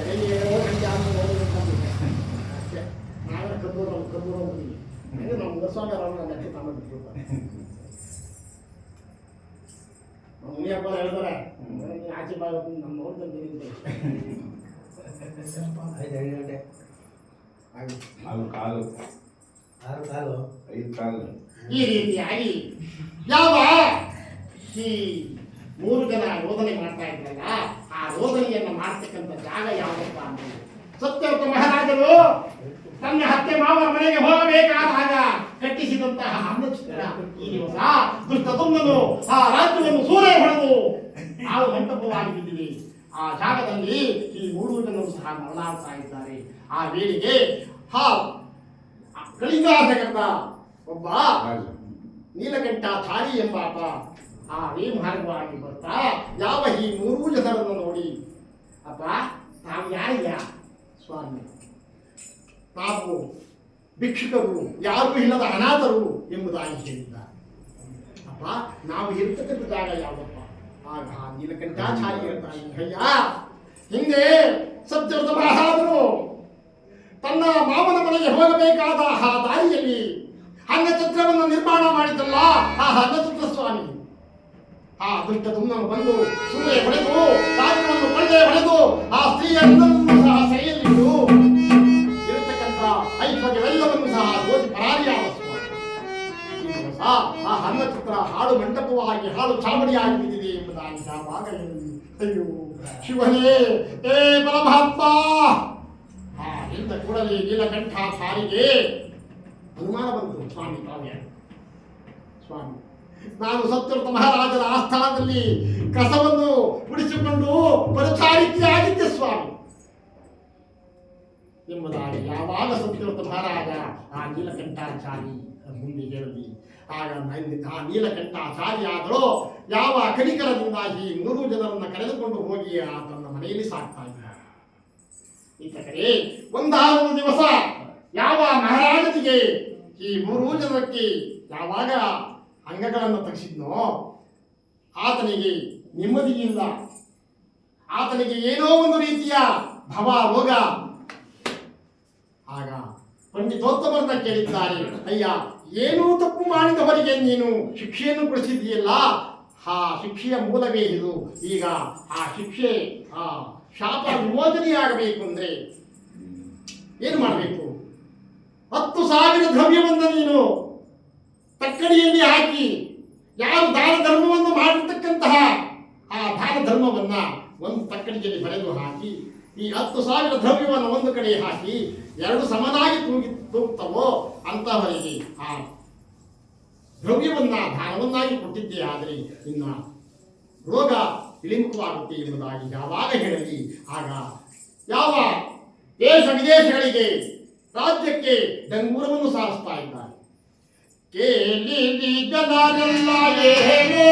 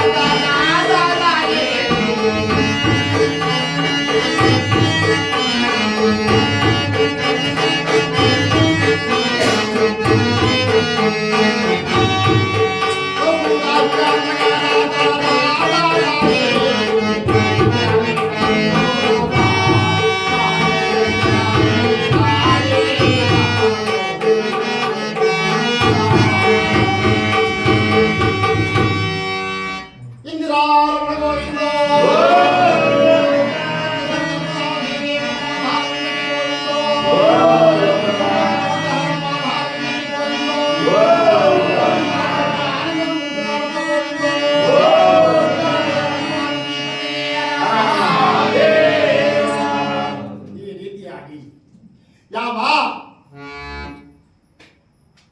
ನೀಲಕಂಠಾಚಾರ್ಯ ಮನೆಯಲ್ಲಿ ಕರೆದುಕೊಂಡು ಹೋಗಿ ಕೋಳಿಗಳನ್ನು ಕಾಯುವುದಕ್ಕೋಸ್ಕರವಾಗಿ ಕೈಯಿಲ್ಲದ ತಸ್ಕರನನ್ನು ನೇಮಿಸಿದ್ದಾರೆ. ಆ ಕಬ್ಬಿಣವನ್ನು ಕಚ್ಚುವುದಕ್ಕೋಸ್ಕರವಾಗಿ ಯಾವ ಚಂದ್ರಹಾಸೆ ಕಚ್ಮಲೆ ಎಂಬ ಕಚ್ಮಲೆಯನ್ನು ನೇಮಿಸಿದ್ದಾನೆ. ಕುಲುಮೆಯಲ್ಲಿ ಕಣ್ಣುಗಳು ಇಲ್ಲದ ಯಾವ ಈ ಕುರುಡಿಗೆ ತಿದಿಯನ್ನು ಎಳೆಯುವಂತೆ ಆಜ್ಞಾಪನೆಯನ್ನು ಮಾಡಿದ್ದಾರೆ. ಈ ರೀತಿಯಾಗಿ ಕೆಲಸ ಕಾರ್ಯಗಳನ್ನು ಮಾಡುತ್ತಾ ಇರುವಂತಹ ಸಮಯ ಒಂದಾರು ದಿವಸ ಯಾವ ಈ ಸತ್ಯವ್ರತ ಮಹಾರಾಜರಿಗೆ ಬಹಳ ಆಸೆಯಾಯಿತು. ನಾನು ಬಹಳ ದಿವಸದಿಂದ ಒಂದು ಒಳ್ಳೆಯ ಯಾವುದಾದರೂ ಶಿವಕಥೆ, ಶಿವಪುರಾಣ, ಶನಿಕಥೆ, ಶನಿಪುರಾಣವನ್ನು ಮಾಡಿಸಬೇಕು ಅಂದ್ಕೊಂಡಿದ್ದೀನಿ. ಇದೇ ತಕ್ಕ ಸಮಯ ನಾನು ಈಗ ಯಾವುದಾದರೂ ಒಂದು ಪುಣ್ಯ ಸ್ಮರಣೆಯನ್ನು ಮಾಡಿಸಬೇಕೆಂಬುದಾಗಿ ಹೇಳಿ ನಮ್ಮಂತರ ಏನು ಹರಿಯದಂತಹ ಒಬ್ಬ ದಾಸರನ್ನ ಕರೆಸಿ ಯಾವ ನೀಲಕಂಠಾಚಾರ್ಯ ಮನೆಯಲ್ಲಿ ನಮ್ಮ ಮರಿಸ್ವಾಮಿಯವರು ಪ್ರತಿಷ್ಠಾಪನೆ ಮಾಡಿಸಿದಂತೆ ಆ ಪರಮಾತ್ಮನನ್ನು ಪ್ರತಿಷ್ಠಾಪನೆ ಮಾಡಿಸಿ ಅವರ ಮನೆಯಲ್ಲಿ ಮಹಾಂದಾದ ಚಕ್ರವರ್ತಿ ಶ್ರೀ ಪ್ರಭಾವ ಎಂಬತಕ್ಕಂತಹ ಕಥಾಭಾಗವನ್ನು ಮಾಡ್ತಾ ಇದ್ದಾರೆ. ಮಹಾಮಂಗಳಾರತಿ ಆಗುವಂತಹ ಸಮಯ ಯಾವ ಈ ಡಂಗೂರದ ಶಬ್ದ ಬಂತು. ಆಗ ಯಾವ ಈ ಕಣ್ಣುಗಳಿಲ್ಲದ ಈ ಕುರುಡ, ಸ್ವಾಮಿ ನಮ್ಮನ್ನು ಕರ್ಕೊಂಡು ಹೋಗ್ತೀರ ಸ್ವಾಮಿ, ಅಯ್ಯೋ ಅದಕ್ಕೇನಪ್ಪ ದುಡ್ಡು ಕೊಡಬೇಕಾಯ್ತು, ಕಾಸು ಕೊಡಬೇಕಾಯ್ತು, ಬರಪ್ಪ ಎಂಬುದಾಗಿ ಹೇಳಿ ಯಾವ ಈ ಕುರುಡನನ್ನ 3 ಜನರನ್ನ ಆ ವರ್ಧಂತಿಯ ದಿವಸ ಕರೆದುಕೊಂಡು ಹೋಗ್ತಾ ಇದ್ದಾರೆ ರಾಜಸ್ಥಾನಕ್ಕೆ. ಯಾವ ಈ 3 ಜನರನ್ನು ನೋಡಿ ಜನರೆಲ್ಲರೂ ಸಹ ಹಮಹಾಸ್ಯ ಮಾಡ್ತಾ ಇದ್ದಾರೆ. ಯಾವಾಗ ಹಮಹಾಸ್ಯ ಮಾಡ್ತೀರಿ ಇರಲಿ ಎಂಬುದಾಗಿ ಯಾವ ಈ 3 ಜನರು ಸಭೆಯೆಲ್ಲವೂ ಸಹ ಸೇರಿದೆ. ಪರಮಾತ್ಮನ ಪ್ರೇರಣೆ ಒಂದು ತಕ್ಕಡಿಯಲ್ಲಿ 10,000 ದ್ರವ್ಯವನ್ನ ಗಂಟು ಕಟ್ಟಿ ಹಾಕಿದ್ದಾರೆ. ಇನ್ನೊಂದು ಕಡೆ ಯಾರು ಮಾಡಿದ ದಾನ ಧರ್ಮದ ಚೀಟಿಯನ್ನ ತಾವರೆ ಕಮಲದಲ್ಲಿ ಬರೆದು ಆ ತಕ್ಕಡಿಯಲ್ಲಿ ಹಾಕಿದ್ದೇ ಹಾಗೆ ಆ ತಕ್ಕಡಿ ಸಮನಾಗಿ ತೂಗಬೇಕು. ಅಂತಹವರಿಗೆ ಈ ದ್ರವ್ಯವನ್ನು ನಾನು ಕೊಡ್ತೇನೆ ಎಂಬುದಾಗಿ ರಾಜಾಜ್ಞೆ ಆಯಿತು. ಅದರಂತೆ ಯಾವ ಧನಪಾಲ ಶೆಟ್ಟಿಯ ಹೆಂಡತಿ ಆ ಲಕ್ಷ್ಮೀಕಾಂತೆ, ನಾನು ಊರಿಗೆ ಶ್ರೀಮಂತೆ, ನಾನು ಊರಿಗೆ ತಾಯಿ ಇದ್ದಂತೆ, ನಾನು ಬಹಳ ಭಾವಕೃತ ಶಿರೋಮಣಿ ಎಂಬುದಾಗಿ ಹೇಳಿ ಆ ಮಾಂಗಲ್ಯ ಥಟ್ಟಂಕಿತ್ತು ತಗಳ ಥಟ್ನಾಗಿ ತಕ್ಕಡಿ ಅಲ್ಲಾಡಲಿಲ್ಲ. ಅಲ್ಲಾಡಿದ ತಕ್ಕಡಿ ಎಲ್ಲ ಅಲ್ಲಾಡ್ತದೆ. ಅಲ್ಲಾಡ್ತದ ದುರಾಚಾರವಾಗಿ ಕಿತ್ತು ಆ ಮಾಂಗಲ್ಯನ ತಗೊಂಡೋಗಿ ಹಾಕಿದ್ರೆ ಅಲ್ಲಾಡ್ತದ? ಅಲ್ಲಾಡಲಿಲ್ಲ. ಯಾವ ಮಹಾರಾಜನೇ ಶೂರಸೇನನ ಹೆಂಡತಿ ಚಿತ್ರಲೇಖ ಯೋಚನೆ ಮಾಡಿದ್ಲು, ಆಕೆಯಾದರೂ ಊರಿಗೆ ತಾಯಿ ಇದ್ದಂತೆ, ಊರಿಗೆ ಶ್ರೀಮಂತಳು, ನಾನು ಈ ರಾಜ್ಯಕ್ಕೆ ಶ್ರೀಮಂತೆ, ನಾನು ಈ ರಾಜ್ಯಕ್ಕೆ ತಾಯಿ ಇದ್ದಂತೆ, ನಾನೇ ಮಹಾಪತಿವ್ರತ ಶಿರೋಮಣಿ ಎಂಬುದಾಗಿ ತನ್ನ ಮಾಂಗಲ್ಯವನ್ನು ಕಳಚಿ ತಕ್ಕಡಿಯಲ್ಲಿ ಹಾಕಿದ್ದು ಅಲ್ಲಾಗಲಿಲ್ಲ. ಆಗ ಯಾವ ಚಂದ್ರಹಾಸೆ ನೋಡ್ತಾ ಇದ್ದಾಳೆ, ಆಗ ತನ್ನ ರಾಜ ಬೇರೆ ಯಾರು ಅಲ್ಲ, ಸ್ವಂತ ಒಳ ಹುಟ್ಟಿದ ಹಣ್ಣನ ಕುರಿತು ಆಗ ಸಿಕ್ಕಿದೆ. ಎನ್ನಿನ ಜನ್ಮಕ್ಕೆ ಹಣ್ಣ ತನ್ನಬೇಕು,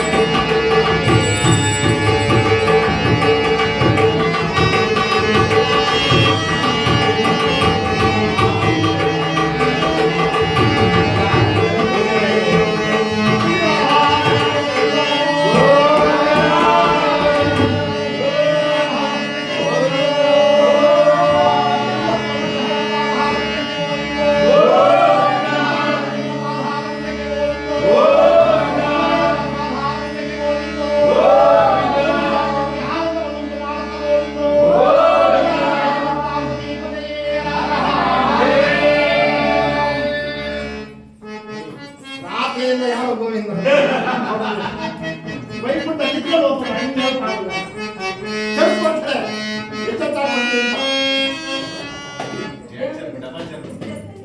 ಎಚ್ಚೆತ್ತ ಚೊಳ್ಳಿಯಿಂದ ಸ್ವಾಮಿ ಸ್ವಲ್ಪ ಎಚ್ಚೆತ್ತ ಕೊಡ್ದಿಂದ ಈಗ ಗೋವಿಂದ ಜೋರಾಗಿ ಹೇಳ್ತಾರೆ ರಾತ್ರಿಯಿಂದ ಹೇಳಿ ಅವನು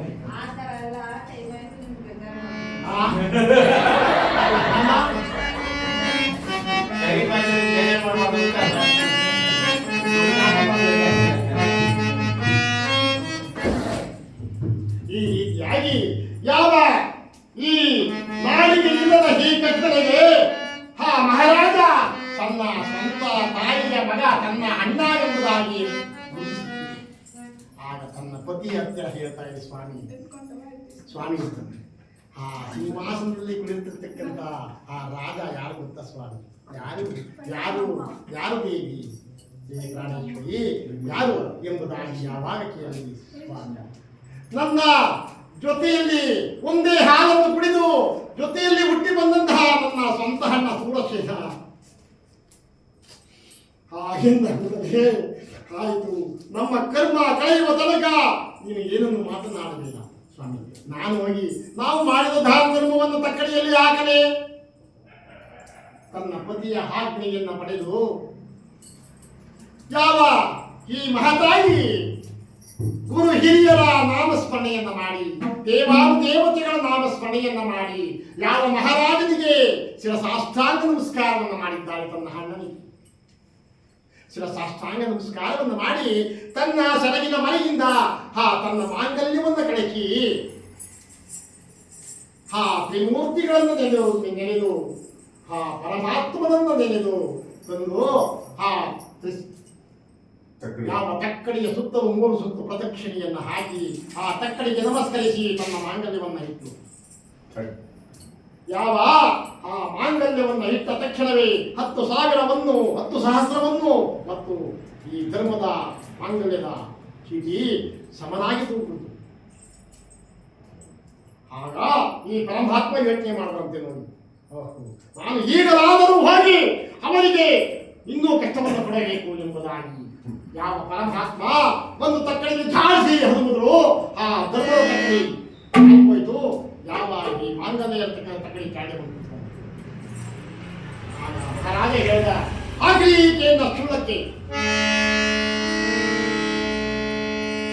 ಆಗ ಯಾವ ಈ ಆಚಾರ್ಯ ನೀಲಕಂಠಾಚಾರಿ ಹೇಳಿರು ತಕ್ಕಡಿ ಏರುಪೇರಾಗಿ ನಿಂತು ಮತ್ತೆ ಕೆಳಗೆ ಹೋಯ್ತಲ್ಲ, ಇದನ್ನು ಏನೂ ಬಿಟ್ಟಿರಬೇಕು ಎಂಬುದಾಗಿ ಹೇಳಿ ಹೋಗಿ ಯಾವ ಈ ಸತ್ಯವ್ರತ ಬರವ ಎಲ್ಲವನ್ನ ಬರೆದಿದ್ದಾನೆ. ಆದರೆ ರಾತ್ರಿ ಮಾಡಿಸಿದಂತಹ ಶ್ರೀಪ್ರಭಾವ ಮಹಾಂತಾದ ಚಕ್ರವರ್ತಿ ಎಂಬ ಕಥಾಭಾಗವನ್ನೇ ಅವರು ಬರಲಿಲ್ಲ. ಆಗ ಯಾವ ಈ ಸತ್ಯವ್ರತ ಮಹಾರಾಜ ತನ್ನ ಓಲಿಯಿಂದ ಅದನ್ನು ಸಹ ಬರೆದು ಎಲ್ಲರ ಆಶೀರ್ವಾದವನ್ನು ಪಡೆದು ತನ್ನ ಕುಲದೇವರ ಆಶೀರ್ವಾದವನ್ನು ಪಡೆದು ಶ್ರೀಮನ್ನಾರಾಯಣನ ಆಶೀರ್ವಾದವನ್ನು ಪಡೆದು ಯಾವ ಈ ಧರ್ಮದ ಚೀಟಿಯನ್ನು ತಕ್ಕಡಿಯಲ್ಲಿ ಇಟ್ಟ ಸಮನಾಗಿ ತೋರ್ಬಿಟ್ಟು ಆಗ ಯಾವ ಈ ಪರಮಾತ್ಮ ಯೋಚನೆ ಮಾಡದಂತೆ ನಾನು ಈಗಲಾದರೂ ಹೋಗಿ ನಾನು ಅವರಿಗೆ ವರವನ್ನು ಕೊಡದೆ ಹೋದರೆ ಅವರು ಶಾಪವನ್ನು ಕೊಟ್ಟರೆ ಏನೇನು ಧರ್ಮಗಳಲ್ಲಿಯೂ ಸಹ ಯಾವ ಹರಿಹರ ಬ್ರಹ್ಮರು ಬಂದರೂ ಆ ಶಾಪ ವಿಮೋಚನೆ ಮಾಡಲು ಸಾಧ್ಯವಿಲ್ಲ ಎಂಬುದಾಗಿ ಹೇಳಿ ಆ ಪರಮಾತ್ಮ ಯೋಚನೆಯನ್ನು ಮಾಡಿದ್ದಾರೆ. ಆರತಿ ಮಾಡಿ ಪೂಜೆ ಮಾಡಿ ಯಾರ್ಯಾರೆಲ್ಲ ಹಣ್ಣು ಕಾಯಿ ಕೊಟ್ಟರು ಎಲ್ಲ ಪೂಜೆ ಮಾಡಿ ಧರೆಗೆ ಸ್ವಾಮಿ ಇವಾಗ ಧರೆಗೆ ಬಂದಿದೆ ಭೂಮಿ ಮೇಲೆ. ಆರತಿ ಬೆಳಗುವೆ ಬಾರಪ್ಪ, ಆನಂದ ಬೆಳಗುವೆ